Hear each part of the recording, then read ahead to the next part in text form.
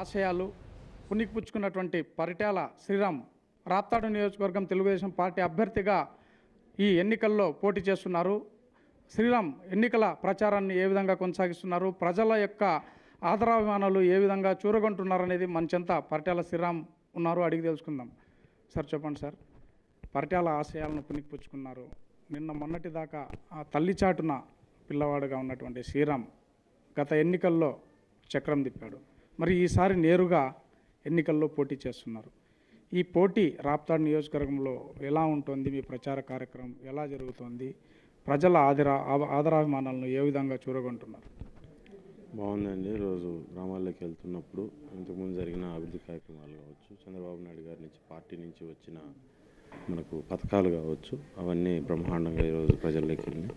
దాని గురించి వాళ్ళంతా పాజిటివ్గానే ఈరోజు గ్రామాల్లోకి వెళ్ళినప్పుడు పాజిటివ్గానే ఉంది. సో కొత్త పాత పరిచయాలు అనేటివి ఈరోజు ఉపయోగపడుతున్నాయి. అంటే ఒకటి మొత్తం రాప్తాడు నియోజకవర్గంలో ఎలాంటి అభివృద్ధి జరగలేదనేది ప్రతిపక్ష పార్టీ అభ్యర్థిగా చెప్తున్నటువంటి పరిస్థితి. మరి దీన్ని ఏ విధంగా మీరు తిప్పికొట్టబోతున్నారు? ప్రజలను ఏ విధంగా మీరు ఓటర్లకు ఏ విషయాలని వివరించబోతున్నారు?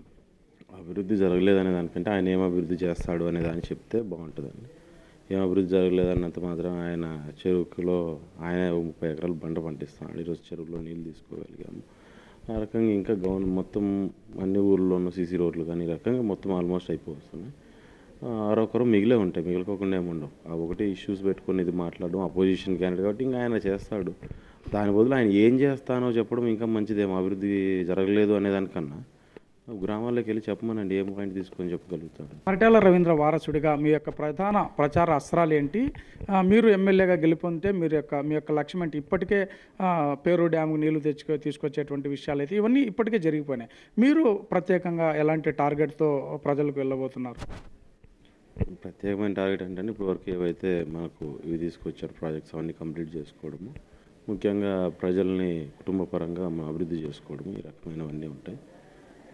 ఈరోజు అమ్మ చేసిన పనులను దాన్ని పూర్తిగా చేసుకొని ఇంకా జనాల దగ్గరగా ఉంటూ వాళ్ళకున్న చిన్న చిన్న సమస్యలు అంటే క్లియర్ చేసుకోవడమే ఈరోజు ముఖ్యమైన అంశంగా పోతున్నాం. అంటే ఈ 5 ఏళ్లలో మీరు సాధించినటువంటి ప్రగతిలో ప్రధానమైనటువంటి అంశాలు ఏమన్నా? ఖచ్చితంగా ఇప్పుడు చెరువుకు నీళ్లు, రోడ్లు, ఈరోజు ప్రతి పల్లెకు ఖచ్చితంగా తార్ రోడ్ అయ్యేటట్టుగా మనం మాట్లాడాం. ఇంకా మొత్తం కాన్స్టిట్యున్సీ మొత్తం ఇంటింటికి కుళాయి వచ్చేటట్టుగా ఈరోజు ప్రాజెక్ట్ ఒకటి మొదలైంది.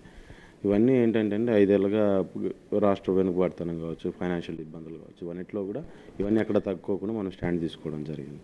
ఈ విధంగా మొత్తం పైన ఇప్పటికే అభివృద్ధి కార్యక్రమాలను పూర్తిగా నియోజకవర్గంలో చేపట్టాము. 1-2 అంశాలు ఉన్నప్పటికీ ఖచ్చితంగా నేను ఎమ్మెల్యేగా గెలుపొందుతాను. ప్రతిపక్ష పార్టీలు కేవలం వారు విమర్శలు చేసేది కాదు, వారు ఏం చేస్తారనేది చెప్పాలి. ఇప్పటికి మేము అనేక రకాలైన అభివృద్ధి చేశాం, మరింత అభివృద్ధి దిశగా నియోజకవర్గాన్ని నడిపిస్తాననేటువంటి విధంగా ఖచ్చితంగా పరిటాల ఆశయాలను కూడా సాధిస్తాను. ఖచ్చితంగా ఏదైతే ప్రజలకు నిత్యం చేరువగా ఉండడమే లక్ష్యంగా చెప్తున్నారు రాప్తాడు నియోజకవర్గం తెలుగుదేశం పార్టీ అభ్యర్థి పరిటాల శ్రీరామ్.